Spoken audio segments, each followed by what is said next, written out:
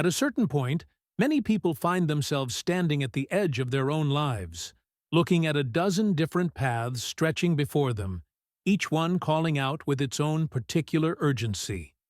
Perhaps you've felt it too, that pull toward writing, and simultaneously toward building things with your hands, and also toward teaching, and maybe organizing communities, and possibly making music.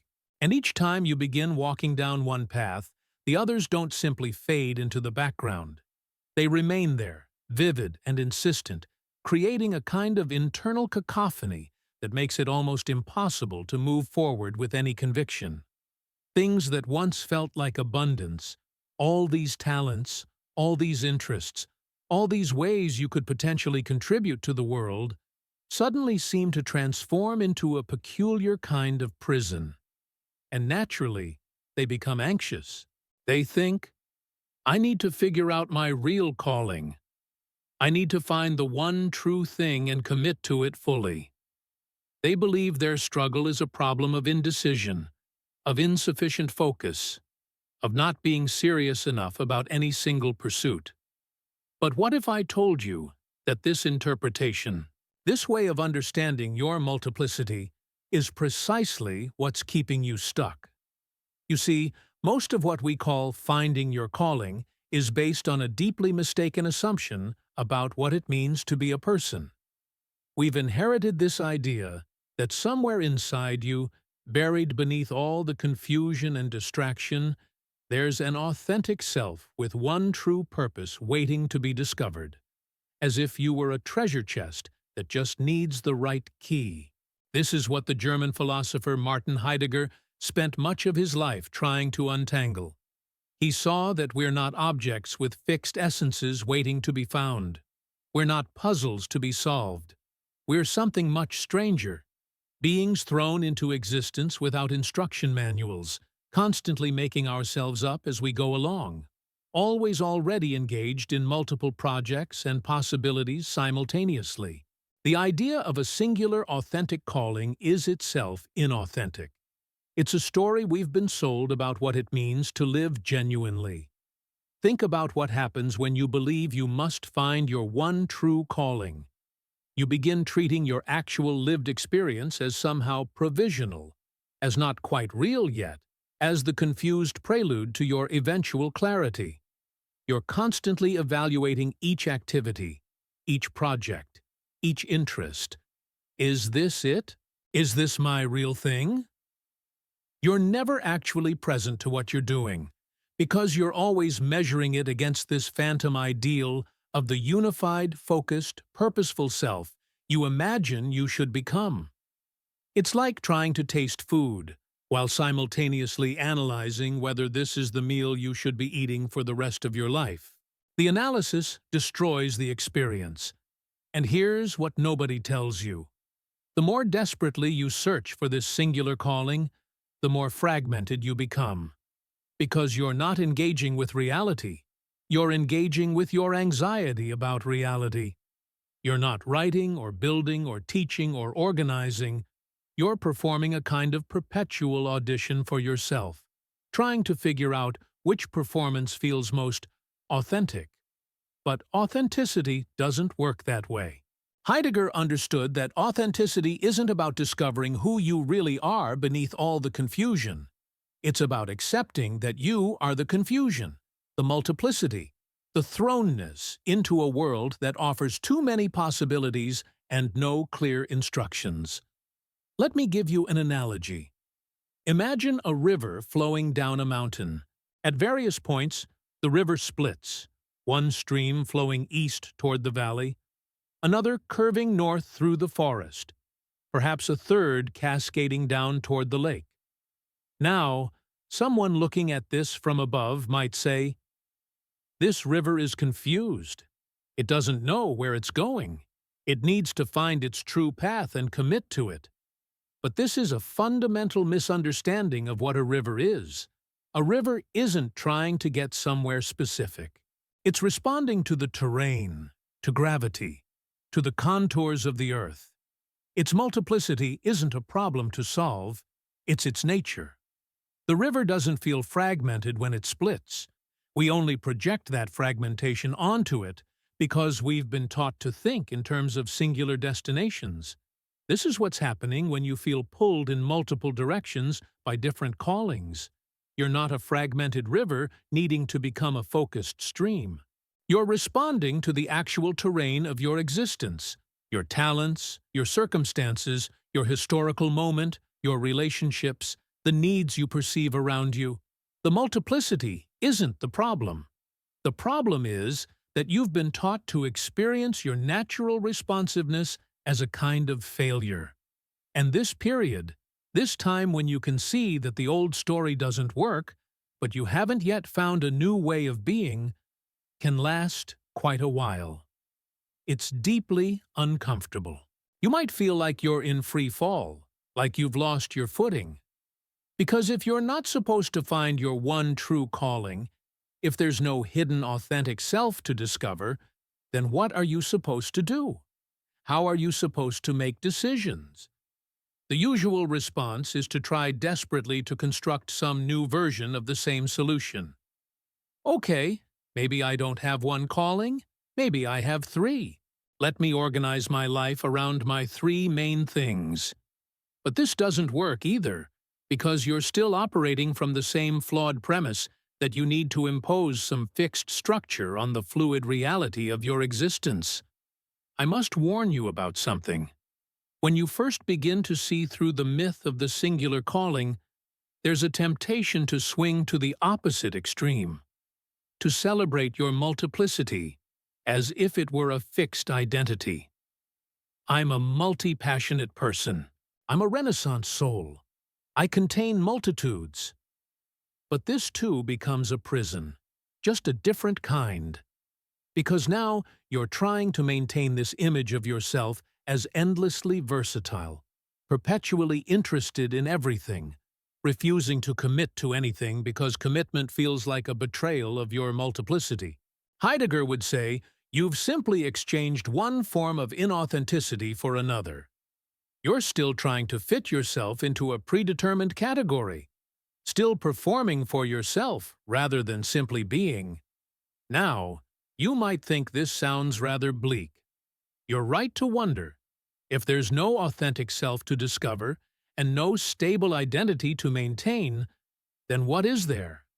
And here's where something subtle and profound begins to emerge, though it may take time to recognize it. What if the struggle itself, the feeling of being pulled in multiple directions, isn't a problem at all, but rather the felt experience of being alive, of being responsive, of being capable of mattering in multiple ways? What if you've been suffering not from having too many callings, but from the interpretation that having many callings is a form of suffering? Let me tell you about someone I knew, a man who spent years tormenting himself with exactly this struggle. He was drawn to carpentry, to philosophy, to working with troubled teenagers, to photography, to community organizing. For decades he bounced between these interests, never fully committing to any of them, always feeling like he was disappointing himself and others, always waiting for the moment when he'd finally figure out his real purpose. He tried everything, made lists, took personality tests, consulted career counselors, read books about finding your passion. Nothing helped. The multiplicity remained. Then something happened that he didn't expect. His father became ill, and he found himself spending months simply caring for him, cooking meals, helping with basic tasks, sitting in hospitals, having long conversations. It wasn't particularly meaningful or purposeful in any grand sense. It was just what needed to be done. And one afternoon, while helping his father get dressed, he noticed something. He was using his carpentry knowledge to adjust the handles in the bathroom. He was drawing on his philosophy to help his father think through questions about death. He was employing everything he'd learned working with teenagers to communicate with confused doctors. His photography gave him patience with small moments. His community organizing skills helped him coordinate care. And he realized he hadn't been fragmented at all. He'd been gathering capacities, developing sensitivities, becoming capable of responding to life in multiple registers. The calling wasn't any single thing. It was the accumulated ability to meet what arose with whatever it needed. It wasn't that he finally found his purpose in caring for his father. It was that he stopped looking for a purpose to find and discovered he'd been purposeful all along, just not in the way he'd been taught to recognize. This is what begins to emerge when you stop trying to force yourself into unity. Not some grand realization or dramatic transformation, but something much quieter and more pervasive. You start to notice that when you're actually engaged in something, genuinely absorbed in writing or building or teaching or whatever, you're not thinking about whether this is your calling. You're just doing it. The multiplicity doesn't feel like fragmentation in those moments. It feels like richness, like having access to different tools, different ways of seeing, different modes of engagement. It's not that all your interests suddenly integrate into some perfect harmony. It's more like learning to play jazz. You have all these different skills, different scales, different influences, and you're not trying to unify them into one coherent style. You're learning to move between them fluidly, to let what the moment requires call forth what's needed. Sometimes you're playing melody, sometimes rhythm, sometimes you're comping in the background, sometimes you're soloing. You're not all of these things at once, and you don't need to be. You're responsive. And here's what's strange. People who truly embody this quality, this fluid responsiveness rather than rigid purpose, don't usually talk about having found their calling. They don't have impressive origin stories about the moment they discovered who they really were. If you ask them what they do, they might pause, because the question seems to miss something fundamental. They might say, "Well, right now I'm..." And they'll describe what they're currently engaged with, without needing it to be their identity, without needing it to be permanent, without needing it to exclude everything else they might do tomorrow or next year. It's not excitement, this state. It's not the rush of finally having everything figured out. It's more like groundedness without heaviness, engagement without grasping, multiplicity without fragmentation. You move between projects and interests without the constant background anxiety of, "Am I in the right place?" Not because you've found the right place, but because you've stopped believing there is such a thing as the right place that you're supposed to find. So what do you do in the meantime when you're still feeling that pull in multiple directions and the anxiety hasn't yet dissolved? You continue engaging with what draws you without demanding that each engagement justify itself as your ultimate purpose. You write the essay because it wants to be written, not because you're testing whether you're really a writer.